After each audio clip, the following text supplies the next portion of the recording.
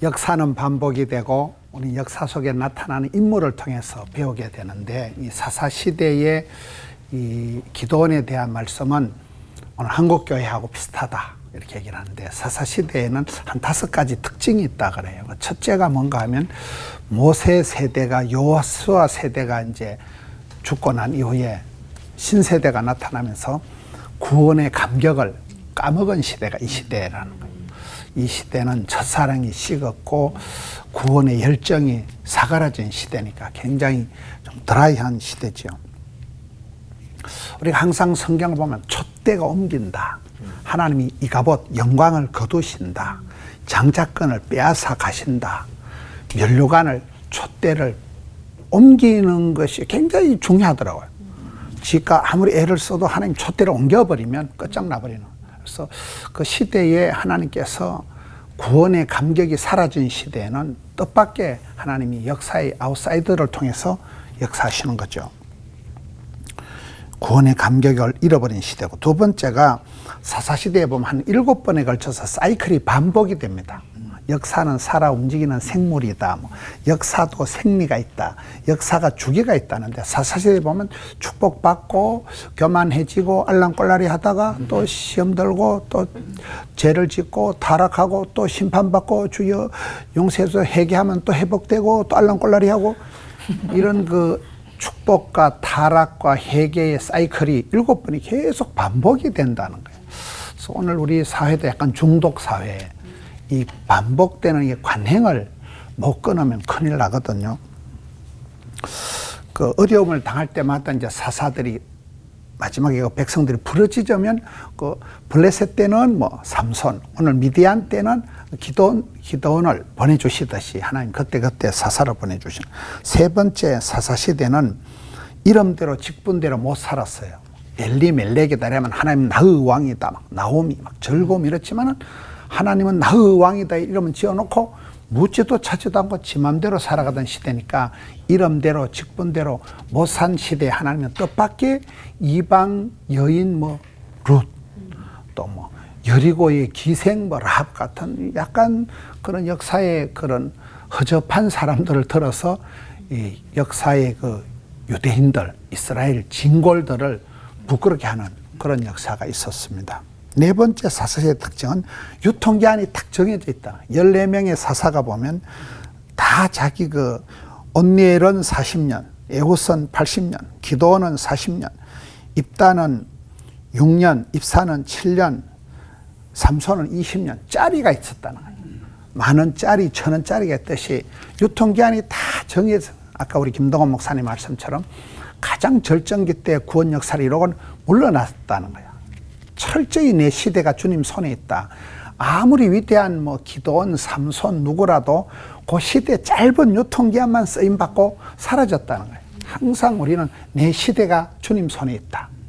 주님이 나를 부르시고 들어서실 동안만 내가 주의를 할 수 있는 거예요. 내 시대를 연한을 아는 게 지혜예요. 그래서 그 부분이 이제 사사시대에 뚜렷하게 짜리가 유통기한이 나타난다. 다섯 번째는 사사시대의 특징은 각자 소견에 옳은 대로 살아간다. 진리는 소풍 가고 일리가 있는 대로 각자가 소견에 옳은 대로 살아가는, 이런 이제 사사시대의 특징이 기도원의 그 역사에도 그대로 나타나는데, 기도원은 원래 약한 자예요. 집안에서도 나는 제일 작은 자입니다. 그러니까 아까 우리 드라마에 이제 봤을 때도 저는 못합니다. 제가 이렇게 보니까 5번, 6번이 아니고 8번까지 볼 수 있어요. 8번까지 계속 저는 못합니다. 아닙니다. 계속 도리질을 하고 도망한 게 거의 한 8번까지로 보는 거예요. 그럼 기도는 진짜 작은 자고 쪼다고 겁쟁이고 비실이고 그런 사람인데, 성경에 보면 하나님께서는 항상 보면 이렇게 작은 자를 통해서 역사하신다. 성경의 그 주 흐름이에요. 여러분, 두 아들 중에 에서가 형님이에요, 야곱이 동생이에요?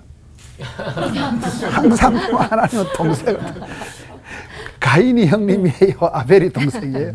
항상 하나님은 세컨더를 통해서, 뭐 다윗은 8째 중에 막둥이. 그래서 하나님은 작은 자를 통해서 역사하시는데 기도는 뭐 300용사가 숫자가 특별히 선발된 에이스가 아니고 적은 숫자가 그냥 300명. 적은 숫자를 가지고 역사하시는데 하나님의 구원 방법이 달란트 비유에도 보면 적은 일에 충성하면 많은 것을 맡기는 거잖아요. 적은 일에 어떻게 하느냐. 이 사사시대의 이 특히 기도원의 역사는 보면 기도원이 그렇게 적은 일에는 성공을 잘했는데 중간에 가서 항상 이제 뭐 사람이 몇 가지가 있더라고요. 겸손을 감당하면, 성실을 감당하면, 거룩을 감당하면 원수도 그 사람을 안 건드린다는데 항상 그 시작은 좋았는데 사울왕과 비슷하게 중간에 가서 조금 우쭐해서 이제 문제가 되는 거예요. 그런데 다윗이나 히스기야나 이런 사람들도 다 허물이 많았지만은 그 사람들은 중간에 회개하고 다윗의 일생 같은 경우는 끝까지 다윗이 자기를 작은 자로 여겼다는 거예요.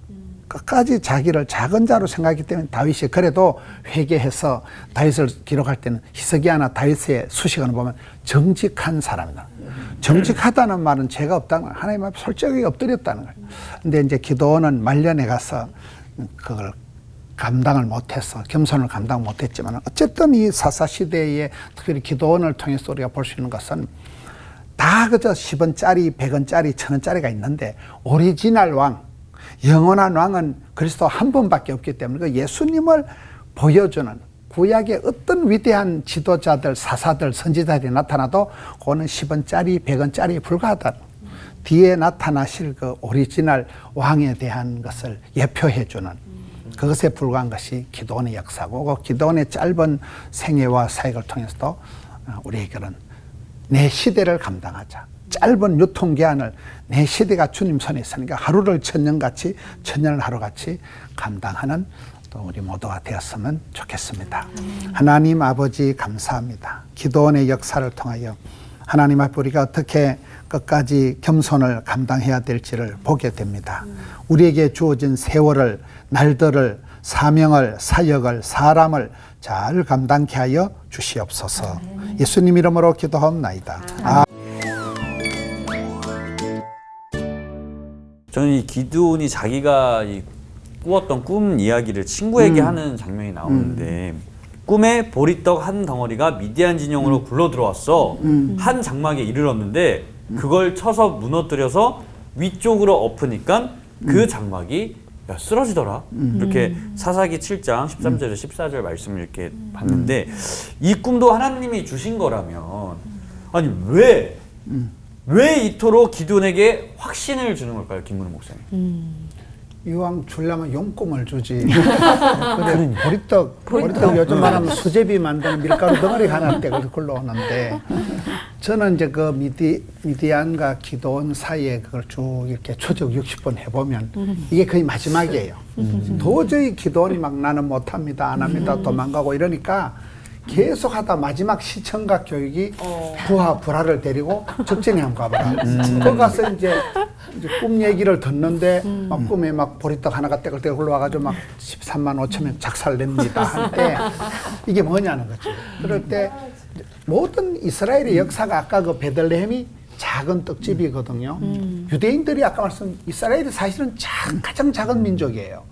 모든 게 이스라엘 자체가 찌질한 것들이 이것들이 작은 것들인데 하나님께서 그 보리떡이라는 거는 저는 이렇게 하나님의 구원 역사를 보면 다윗의 짱돌 물맷돌, 모세의 지팡이 짝대기, 라합이 구원받을 때 그 붉은 천조가리 하나 따고 온 집안 구원받고 엘리야가 응답받을 때 손바닥만한 구름 하나 떠올라서 억수로 비가 내려버려. 전부 작은 거예요 그게.